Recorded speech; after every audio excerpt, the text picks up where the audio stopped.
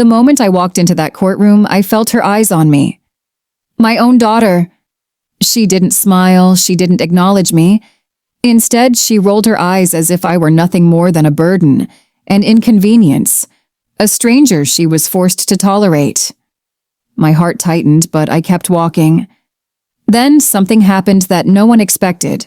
The judge, a man known for his composure, for his strict, unshakable demeanor, froze the instant his gaze landed on me. His lips parted slightly, and in a voice so faint I almost thought I imagined it, he whispered, "Is that her?" In that second, the entire courtroom changed. The lawyers shifted uncomfortably. The audience leaned forward, and even my daughter's smug grin faltered for just a moment. The silence that followed was heavy, as though everyone suddenly realized they were standing in the presence of someone they had greatly underestimated. They didn't know who I really was.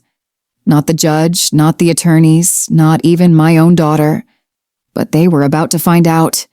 And that day, the truth I had hidden for so many years finally began to unravel. I often wonder how different things might have been if my daughter had truly known me. Not the version of me she decided to see. The tired mother, the woman who kept her head down, the one who never asked for thanks. No, I mean the real me. The woman I was before marriage. Before responsibility wrapped its arms around me. Before sacrifice became my daily language. She doesn't know my history. She never cared to ask. But now, in this courtroom, when her eyes rolled at me as though I were some insignificant figure, I realized how little she understood of the woman who gave her life. She thought I was invisible. She thought I was weak. And maybe that was my fault, because I let her believe it. But here, in this chapter of my life, I will tell what she never knew.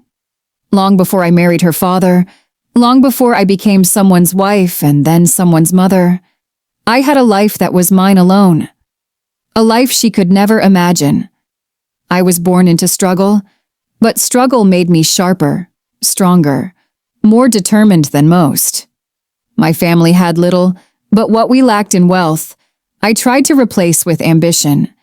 In college, while my classmates wasted nights at parties, I studied, I worked, I built. I knew the world didn't hand out mercy, so I carved out opportunities with my own two hands. I worked double shifts, I balanced books for local businesses. I even took odd jobs cleaning houses when the tuition bill felt impossible. And little by little, I created something.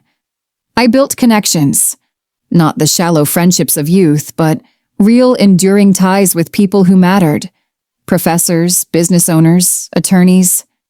They saw the hunger in me, the relentlessness. And though I didn't flaunt it, I earned respect.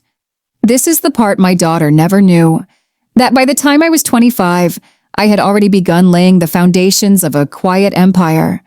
Not an empire of castles and gold, no, but an empire of knowledge, of investments, of carefully nurtured opportunities. I bought my first property when I was just 26. Small, yes, a rundown duplex most people laughed at, but I saw what it could be. I fixed it, rented it, and used the income to buy another. By the time most of my peers were still figuring out their lives, I already owned 5 properties. But I never told her that. Why? Because when I met her father, I thought what I wanted most was not wealth or recognition, but love. I put aside my growing ambitions because family seemed more important. And when she was born, I devoted everything to her. Every decision I made from that point on was not for me, but for her future. Do you know what it's like to give up your own dreams for someone else's? To hold in your hands something precious, your ambition, your drive, your success, and to set it aside quietly because you believe your child's happiness is worth more? That was me. I turned down offers, positions that would have taken me across the country, even across the ocean. I said no to investors who wanted me to expand my business ventures. I walked away from opportunities because I wanted stability for her. I wanted her to grow up in a home that felt steady, safe, filled with love. And when money grew tighter, I sacrificed. While she wore new clothes, I mended mine until the fabric frayed. While she ate warm meals, I sometimes skipped my own. While she pursued hobbies and schooling, I worked nights, my hands raw from cleaning, my mind exhausted from numbers and bills. She never saw that part. She saw the comfort, but not the cost. Sometimes late at night, after she was asleep, I would sit by the window and wonder if I had done the right thing. Should I have told her the truth? Should I have let her see that her mother was more than just the woman who packed lunches and folded laundry? Should I have shown her that beneath the quiet exterior, I was someone who had built something powerful, something enduring? But I stayed silent. I thought that love needed no explanation. I thought one day, when she was older, when she was ready, I would reveal the truth. And so I kept my success hidden. While she thought I was just a tired mother, my investments grew. Slowly, quietly, year after year, brick by brick. I didn't live lavishly, I lived carefully. Every dollar stretched, every choice deliberate.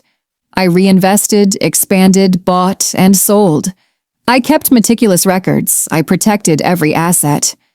And while she rolled her eyes at me, while she dismissed me as just mom, I was safeguarding a fortune she never suspected existed.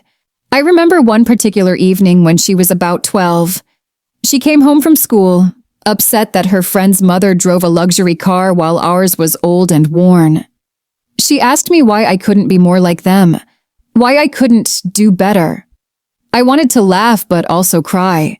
She didn't understand that while I drove an old car, I owned 3 homes outright. She didn't understand that I chose practicality over appearance because I was building something for her.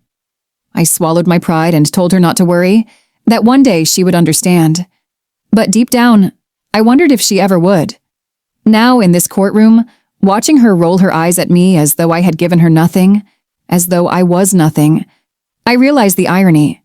She never knew the nights I stayed up praying bills would balance. She never knew the deals I negotiated quietly, the signatures that secured properties, the accounts that steadily grew. She never knew that her ordinary mother had become someone powerful, someone respected in places she didn't even know existed. And perhaps, worst of all, she never knew the sacrifices I made for her. I gave up my own happiness more times than I can count. I stayed in a marriage longer than I should have because I thought it would give her stability. I endured words, silences, and slights because I thought it would protect her from pain. I worked jobs beneath my skill and education because I wanted her tuition paid in full. I carried burdens alone because I thought she should never have to feel their weight. And still, she never saw it. Now, as the judge stares at me, recognition flickering in his eyes, I think to myself, maybe it was finally time. Maybe the truth I had carried in silence for so long was no longer mine to hold. Maybe she needed to know the real story, the one she ignored, the one she dismissed, the one she thought didn't exist. Because I am not just her mother. I am the woman who survived struggle, who built quietly, who sacrificed endlessly. I am the woman who held back her own fire so her child could shine. And as much as it breaks my heart to admit it, maybe I should have told her sooner. Because the day she rolled her eyes at me in that courtroom was the day she would finally learn. The woman she thought she knew was never the whole story. That was my hidden past. The life before marriage, the sacrifices that shaped me, the success I kept in the shadows, waiting for the moment it would matter most. And now, whether she wanted to hear it or not, the truth was about to rise to the surface. There was a time when my daughter was my whole world. When she was little, her laughter was the brightest sound in my life. I would have done anything for her and Naz, and I did. Every sacrifice I made, every dream I set aside, every night I went to bed hungry so she wouldn't have to. It was all for her. But as she grew older, something inside her began to change. At first I thought it was just adolescence. The stormy moods, the slammed doors, the sharp words that cut deeper than she realized. I told myself every teenager goes through it. I told myself she would come back to me in time. But the distance didn't fade. It deepened. I noticed it in the way she looked at me. Not with the innocence of a child anymore, but with something colder, something dismissive, as if I had gone from being her anchor to being her burden. I would catch her rolling her eyes when I spoke, mocking the way I lived, comparing me to the mothers of her friends who flaunted wealth and glamour. She didn't see the sacrifices I made. She only saw what I wasn't. The fights started small. She would question why we didn't take vacations like her friends' families did. I would try to explain that money was going toward her education, her future. She didn't want to hear it. She wanted the now, the dresses, the gadgets, the luxury. I remember once she came home furious because her best friend's mother bought her a brand new car for her 16th birthday. My daughter demanded the same. When I told her I couldn't, or rather wouldn't, she screamed that I was ruining her life. She didn't know that at that very moment I was making payments on a property in her name.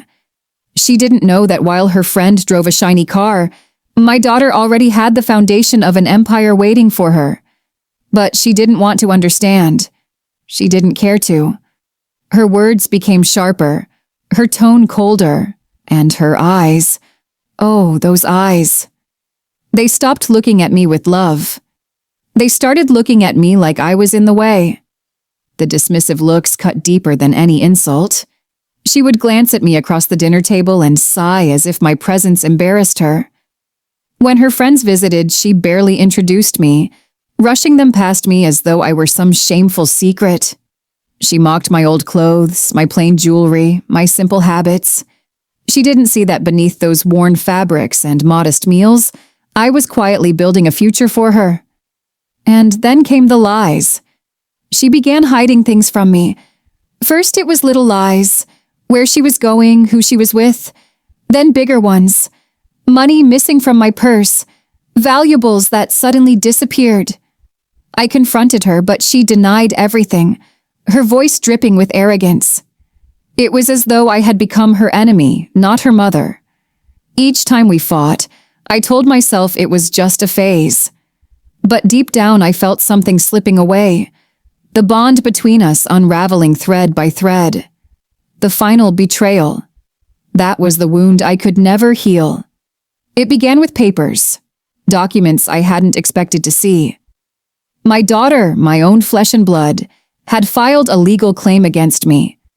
She wanted control of the assets, of the properties, of everything I had built.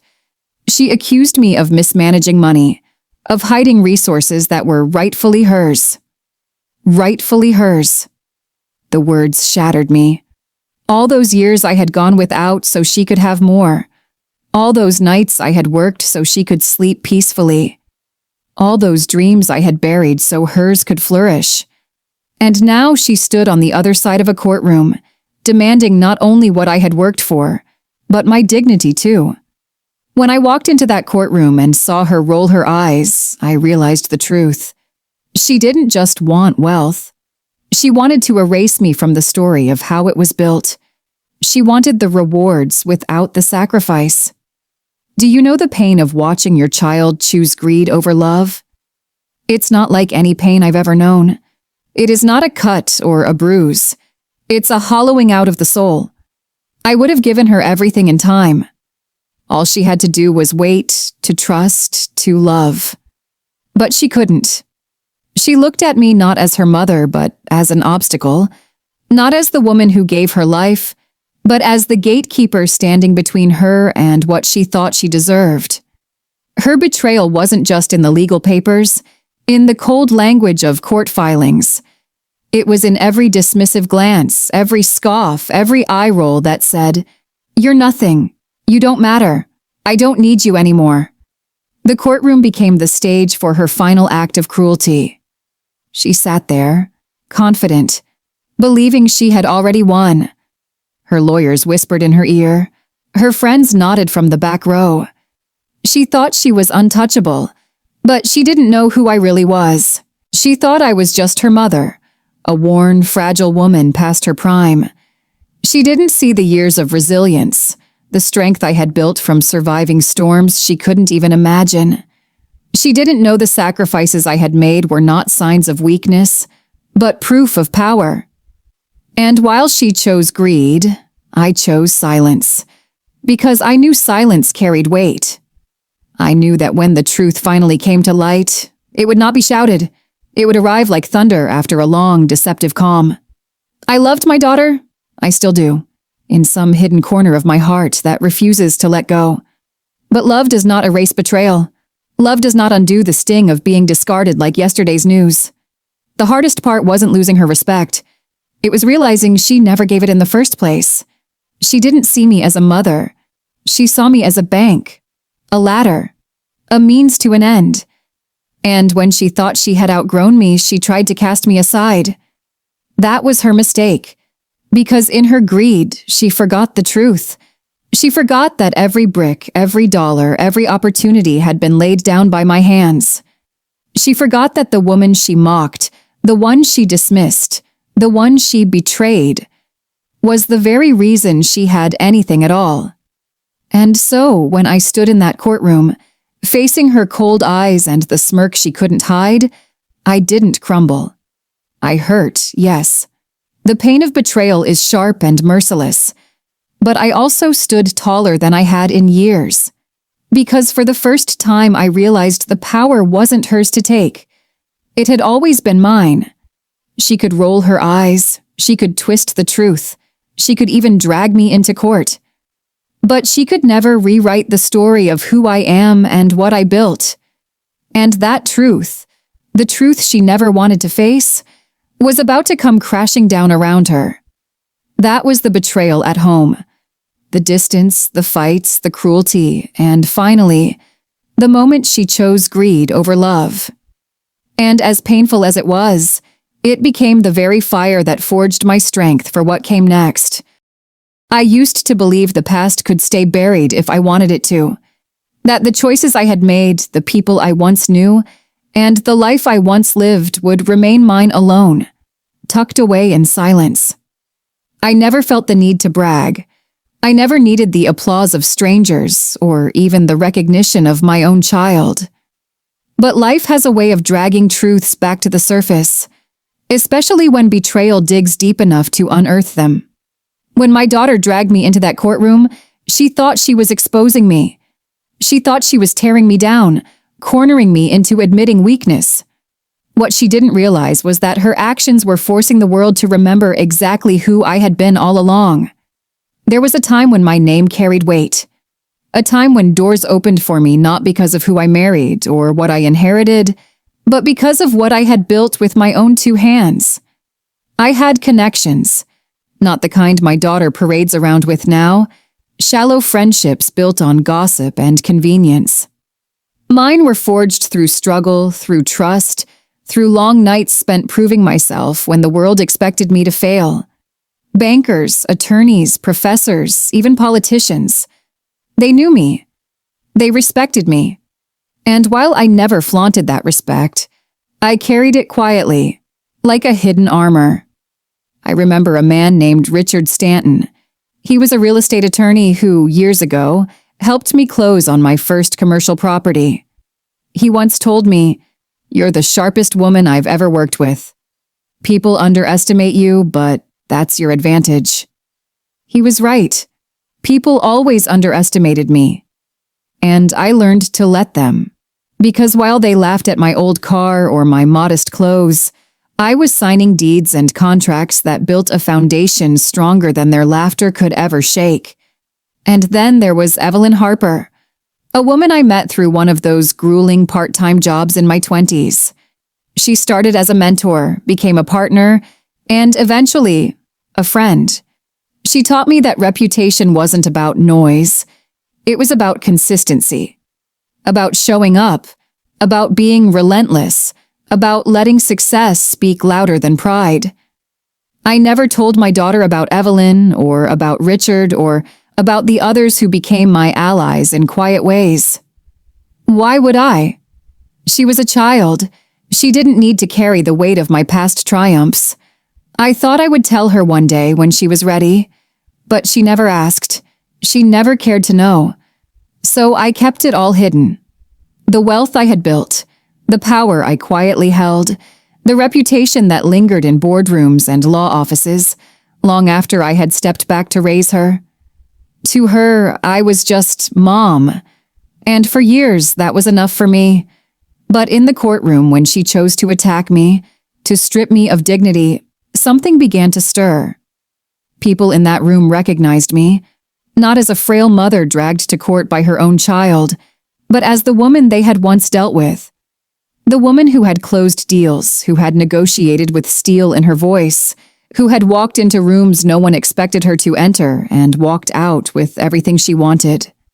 When my daughter's lawyers presented their arguments, claiming I had mismanaged assets, that I was unfit to control the estate, that my advanced age meant I couldn't handle finances anymore, I almost laughed, because I saw the flicker in the judge's eyes. He knew my name. He remembered, the same way Richard Stanton had once introduced me in a conference room as the sharpest mind in property investments. The judge, too, knew the stories. He knew who I was, and suddenly, the courtroom shifted. The silence wasn't just because of my daughter's betrayal. It was because the truth of my past was pushing its way through the cracks she had tried to seal me inside. It's a strange feeling to watch your carefully hidden life resurface. I had worked so hard to keep it quiet, to let my daughter believe we lived modestly. I wanted her to grow up humble, not entitled. I wanted her to learn patience, discipline, resilience. Instead, she saw my silence as weakness. And when she dragged me into court, she forced my secrets into the open. Not because I revealed them, but because the people I once knew, the people who remembered me, began to speak my truth for me. One by one, those connections resurfaced. A banker I hadn't spoken to in a decade showed up to testify about the accounts I had managed flawlessly. A former tenant from one of my earliest properties wrote a letter, praising my fairness and kindness. Even Evelyn, now an older woman herself, reached out, reminding me that legacy cannot be erased by ignorance. My daughter never expected that. She thought the courtroom would be her stage, her moment to embarrass me, to paint me as small and powerless. She thought she had won before the first gavel even struck, but instead she unlocked the doors I had kept shut for years. Suddenly, the world around her began to see me not as the woman she mocked, but as the woman who had lived with quiet power all along. The judge wasn't whispering because he doubted me. He was whispering because he remembered me.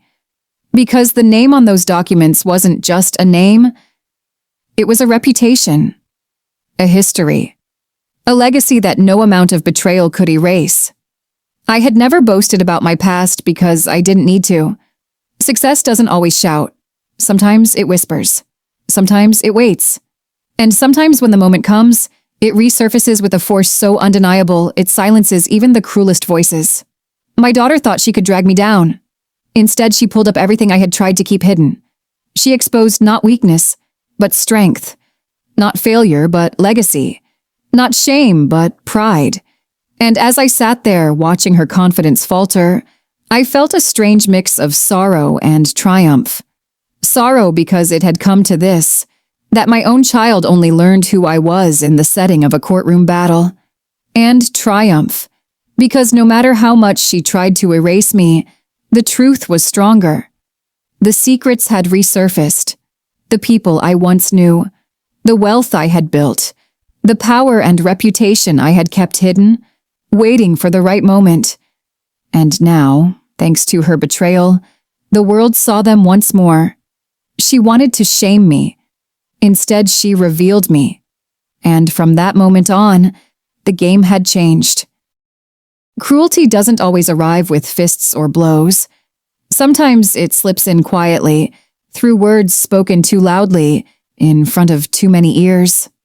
Sometimes it's not what is said, but the way it's said, sharp enough to cut, deliberate enough to wound, public enough to humiliate.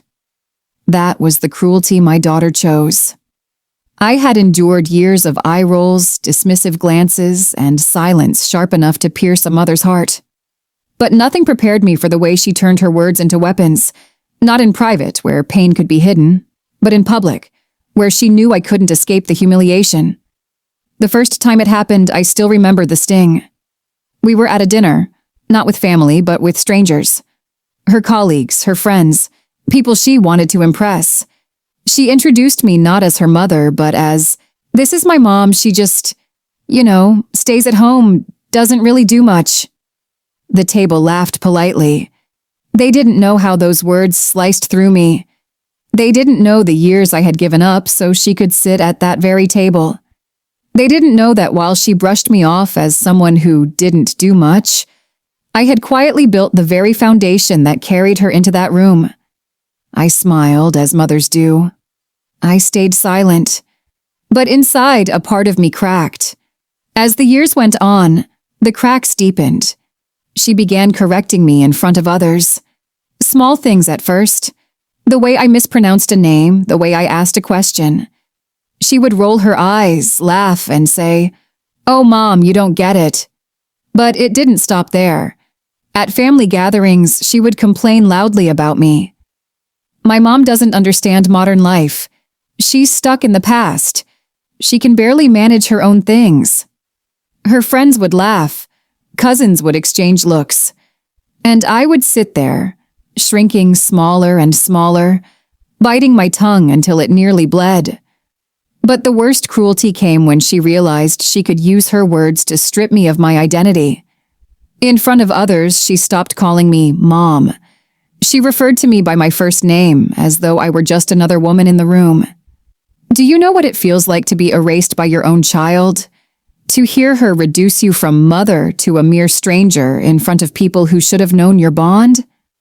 I would look at her, searching for any flicker of recognition, any sign that this was just a phase, a performance. But her eyes were cold, almost proud.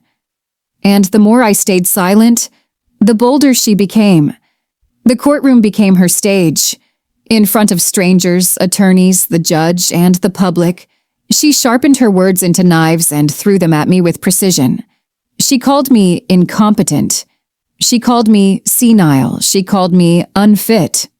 Her voice rang out, confident, rehearsed, dripping with disdain. She spoke of me as if I weren't even in the room, as though I were some forgotten relic of the past, irrelevant, unnecessary, disposable. I sat there, hands folded, lips pressed together, my silence the only shield I had left. Each word landed like a lash. Each insult reminded me that the daughter I once cradled in my arms now stood before me as my accuser. And still, I endured. Humiliation is a strange thing. It burns in the moment, yes, but afterward it lingers, like smoke after a fire, clinging to everything it touches. I remember leaving one hearing and overhearing whispers in the hallway. Strangers repeating her words. She's really not capable anymore. It's sad, but the daughter is right. They didn't know me. They only knew the version of me she had painted. A woman stripped of her dignity, her history erased, her worth reduced to dust. And I said nothing. Not because I had no defense, but because sometimes silence is stronger than shouting. Sometimes silence is the only dignity left when someone is trying so desperately to take it from you.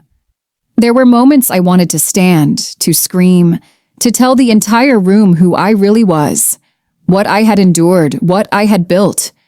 To tell them that the woman she mocked had carried her through sleepless nights, had worked herself to the bone, had sacrificed dreams beyond measure. But I didn't. I stayed quiet. I let her sharpen her knives, let her throw them, let her think she was winning. Because cruelty has a way of revealing itself. Because every sharp word she spoke said more about her than it ever could about me. Because humiliation, though painful, cannot erase truth. Do you know what it feels like as a mother to sit still while your child dismantles your dignity piece by piece? It feels like standing in a storm without shelter. The rain soaks you, the wind cuts you, the thunder crashes above you. But still you stand, because you know storms pass. And as she spoke, as she humiliated me, as she stripped me of my identity, I held on to one truth. Storms end. And when they do, The silence afterward is more powerful than the storm itself. My daughter believed her cruelty would break me, but what she didn't realize was that cruelty has limits. It can bruise the body, it can wound the heart, but it cannot destroy what is built from sacrifice, from endurance, from love that runs deeper than betrayal. She thought her words erased me, but in truth they revealed her. And so I endured, silent, patient, waiting. Because while she used her voice to strip me of dignity, I knew that the day would come when truth, not cruelty, would speak louder.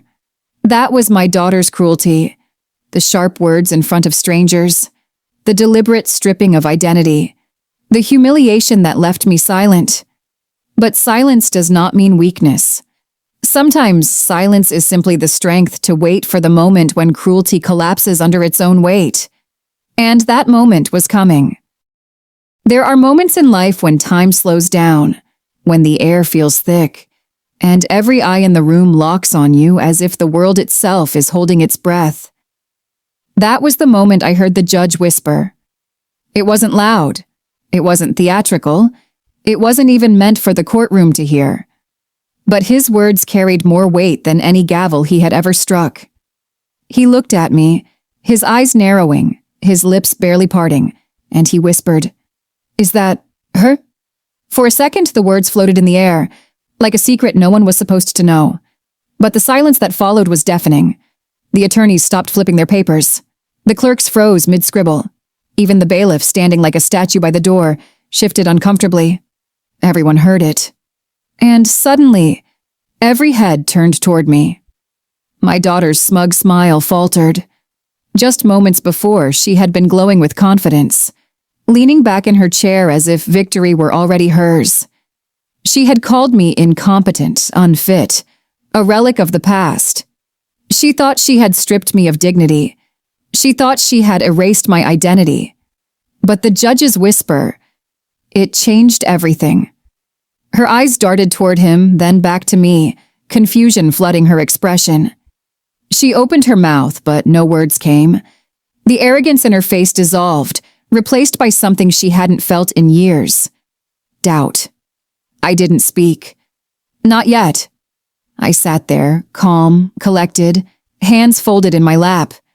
For so long I had endured her cruelty in silence. For so long I had let her believe she was winning. But now, it wasn't my words that would reveal the truth. It was his. The judge cleared his throat, leaned forward, and this time his voice was strong, firm, filled with something I hadn't expected. Respect. "Madam," he said, addressing me directly, "is it true?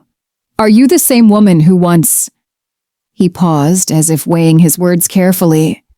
Then he continued, "Are you the one who built Stanton Holdings from the ground up?" A gasp rippled through the courtroom. I closed my eyes for just a moment, memories flooding back. Late nights balancing ledgers, contracts signed under flickering lights, meetings where I was the only woman in the room and still walked out with the deal in hand. I had buried that past, hidden it even from my own child. But here it was, resurrected in front of strangers. When I opened my eyes, I nodded once, quietly. The silence that followed was heavier than stone. The attorneys looked at each other, confused. The clerk's pen clattered to the desk. Even the bailiff straightened, as if suddenly standing in the presence of someone far more important than he had realized. And my daughter, she sat frozen, her face pale, her lips trembling. The smug smile was gone. The judge leaned back in his chair, his expression no longer neutral. It was reverent. "I knew I recognized you," he said softly, though the entire courtroom heard. "Your reputation precedes you." He turned to my daughter's attorneys, his tone sharp now. "You failed to mention that the woman you're trying to discredit is the very woman whose name still carries weight in every financial circle of this state. Do you have any idea who you're standing against?" The attorneys stammered. Papers shuffled, excuses half-formed. But it didn't matter. The damage was done. The truth had surfaced. My daughter's eyes met mine then. For the first time in years, she didn't look at me with disdain. She didn't roll her eyes. She didn't smirk. Instead, she looked at me with something else entirely: fear. Not fear of me as her mother, not fear of punishment, but fear of the truth. Because the truth was undeniable. I wasn't the woman she had painted me to be. I wasn't the weak, irrelevant figure she mocked. I wasn't a burden. I was power. I was legacy. I was her mother. And far more than that. The courtroom buzzed with whispers. People leaned toward one another, murmuring names, recalling stories, piecing together the reputation I had worked so hard to keep hidden. One juror, though this wasn't even a jury trial, leaned forward and whispered to another, "That's her? I've heard of her. She's the reason half the developments downtown even exist." Another voice chimed in from the back, a man who had been silent until now. "She's a legend. I can't believe that's really her." And all I did was sit quietly, letting their words fill the space my daughter had tried so hard to empty. The weight of silence is powerful. It was the same silence I had carried for years, as she dismissed me, mocked me, humiliated me. The same silence that had been my shield when cruelty threatened to strip me of dignity. But now that silence shifted. It wasn't the silence of shame anymore. It was the silence of truth. It was the silence of power returning to its rightful place. The entire courtroom sat in it, heavy, unshakable, undeniable. My daughter tried to speak then. Her voice wavered, desperate, panicked. "She's exaggerating. She's nothing now. That was years ago. She doesn't matter anymore." But even as she spoke, the words rang hollow. Nobody believed them. Because once the truth is revealed, lies sound like whispers in a storm. The judge silenced her with a raised hand. His eyes, still on me, softened. "Madame," he said again, "it is an honor to have you in this courtroom. I can assure you your contributions and your history will not be disregarded here." And with that, my daughter's case crumbled like sand in her hands. I didn't gloat, I didn't smile, I didn't even look at her with triumph. Because cruelty doesn't deserve triumph. It deserves silence. And in that silence, she finally understood who I was. Not just her mother, not just a woman sitting quietly in the corner, but the woman who had sacrificed everything for her, built everything she thought she was entitled to, and still carried the power to silence an entire courtroom without speaking a single word. That was the judge's whisper. The moment when the truth resurfaced. The moment my daughter's smug smile faded. The moment the courtroom realized who I really was. And in the silence that followed, she finally understood. I had never been weak. I had only been waiting. Family. It isn't just blood. It's loyalty. It's respect. It's love that endures even when tested by hardship. For years, I thought silence was the best gift I could give my daughter, protecting her from the weight of my past, shielding her from truths she wasn't ready to carry. But in her greed, in her betrayal, she taught herself a lesson I never could have spoken into her heart. She learned that cruelty carries consequences and that arrogance cannot erase truth. The courtroom didn't see a fragile old woman that day. They saw me, fully, clearly, undeniably. They saw the woman who had lived, who had sacrificed, who had built something from nothing and never once asked for recognition. And my daughter, she sat speechless. For once, she had no words sharp enough to cut, no dismissive glance to hide behind. She saw me for who I really was. I am not just her mother. I am not just a woman in the corner of a courtroom. I am the legacy she never knew. The strength she underestimated, the truth she tried to bury. And now, she knows.